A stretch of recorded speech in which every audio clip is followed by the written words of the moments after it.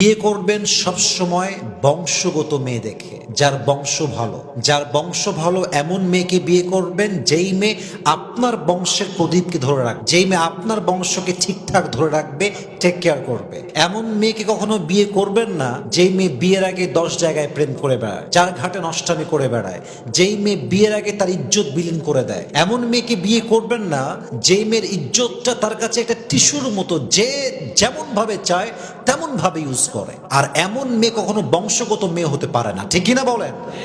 বংশগত মেয়ের কাছে তার চরিত্রের দাম আছে, তার ইজ্জতের দাম আছে, তার সতীত্বের দাম আছে। আপনি যদি চরিত্রহীন বংশহীন মেয়েকে বিয়ে করেন, আপনি তার থেকে পবিত্রতার ছোঁয়া পাবেন না, তার থেকে আপনি সতীত্বের ছোঁয়া পাবেন না। এজন্য যেই মেয়ে মেসেঞ্জারে প্রেম করে বেড়ায়, পার্কে গিয়ে প্রেম করে বেড়ায়, হোয়াটসঅ্যাপে 4টা বয়ফ্রেন্ড, মেসেঞ্জারে 3টা বয়ফ্রেন্ড, এমন মেয়ে কখনো বংশগত মেয়ে হতে পারে না, ঠিক কিনা বলেন?